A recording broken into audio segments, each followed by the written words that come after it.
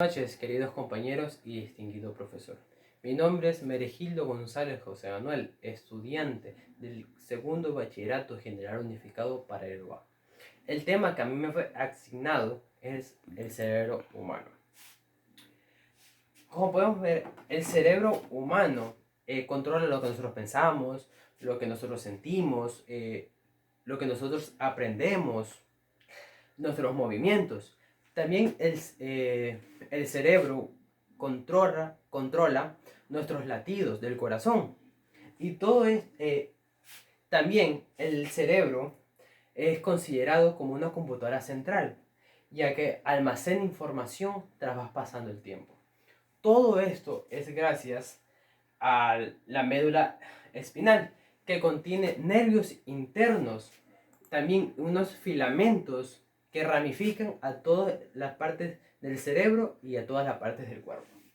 Las partes del cerebro, en sí hay tres grandes partes, como por ejemplo el prosencéfalo, que es esta parte, el mesencéfalo, el robencéfalo.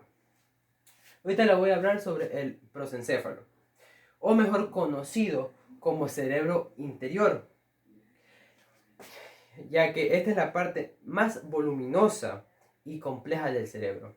Y dentro del prosencéfalo hay el telencéfalo, que es la parte más importante del cerebro, ya que nos define tal y como nosotros somos, ya que este es el que nos da la inteligencia, nuestra memoria, nuestra personalidad, nuestros sentimientos, lo que nosotros decimos y nuestros movimientos. Y todo esto es gracias a los llamados lóbulos, que hay 4 en total, que es como el lóbulo frontal, el lóbulo parietal, que es este, el lóbulo temporal y el lóbulo occipital. Y también dentro de esto hay lo que es el cerebelo. Y dentro de todo esto es lo que es llamado el hemisferio izquierdo, el hemisferio derecho. El hemisferio izquierdo, que es esta parte, es el que controla todo lo que es cálculo, todo lo que es analítico. Y el hemisferio derecho es lo más intuitivo. Por ejemplo, cuando nosotros hacemos cálculos, utilizamos el lado izquierdo del cerebro. Y cuando nosotros escuchamos música o hacemos actividades físicas, utilizamos el hemisferio derecho. También dentro del prosencéfalo existe lo que es el tálamo, el hipotálamo y el hipófisis. Nos dice que el tálamo es el que manda mensajes a nuestros órganos sensoriales, que es nuestros oídos, nuestros ojos, nuestra nariz, nuestros dedos y nuestra corteza cerebral. También nos dice que el hipotálamo controla lo que es pulso, la sed, el apetito, nuestros patrones de sueños, entre otros. Y nos dice que el hipotálamo también controla lo que es la hipófisis, que es una glándula que fabrica hormonas, que nos controla el metabolismo, la maduración sexual, el equilibrio de agua y la respuesta al estrés. El mesencéfalo, o mejor conocido como cerebro de en medio, que se encuentra en la parte central del prosencéfalo, que actúa como maestro de ceremonia. Y el robencéfalo, o mejor conocido como cerebro posterior, se encuentra en la parte inferior del tálamo. Ahorita les voy a hablar de algunas enfermedades del cerebro. Como existen muchas, les voy a dar unas de ellas, como por ejemplo, el accidente cerebrovascular, la demencia, las enfermedades de Alzheimer, la epilepsia y las enfermedades neurodegenerativas, entre otras. En sí, yo le voy a hablar sobre los accidentes cerebrovasculares. Entre ellos hay el accidente cerebrovascular isquémico, que nos dice cuando hay un coágulo o una materia de grasa obstruyendo el flujo de sangre al cerebro.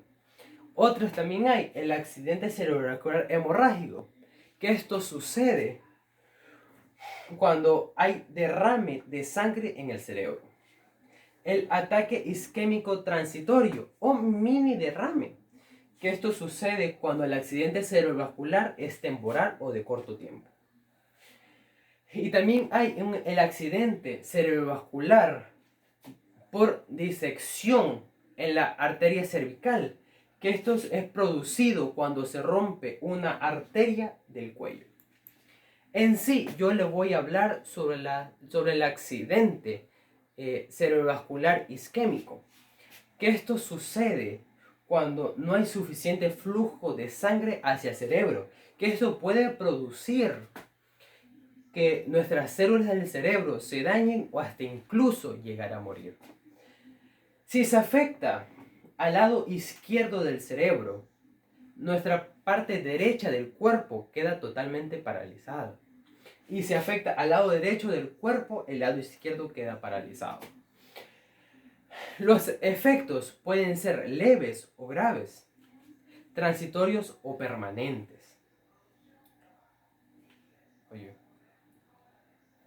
Las causas del ACV isquémico principalmente son cuando no le llegan suficiente suministro de sangre hacia el cerebro, o también puede ser por edades avanzadas, cuando una persona fuma en exceso, cuando hay historial de accidentes cerebrovasculares o de enfermedades cardíacas, cuando una persona consume drogas ilegales, y la que más daña el cerebro es la llamada cocaína. También nos puede causar un ACV isquémico cuando una persona bebe en exceso en regularidad. Y yo les voy a dar ahorita unas prevenciones para el ACV isquémico, que es tomar medidas de precaución para disminuir el riesgo de un ACV isquémico o cualquier tipo de ACV. Como por ellas, si una persona es fumadora, dejar de fumar. También regularse o limitarse en el consumo de alcohol. Mejorar tu dieta, como por ejemplo, mejorar el colesterol, disminuir la sal, entre otras. Y también hacer actividades físicas. Una recomendación es hacer 30 minutos de caminata, por ejemplo. Y con eso nosotros mejoramos nuestra calidad de vida. Muchas gracias.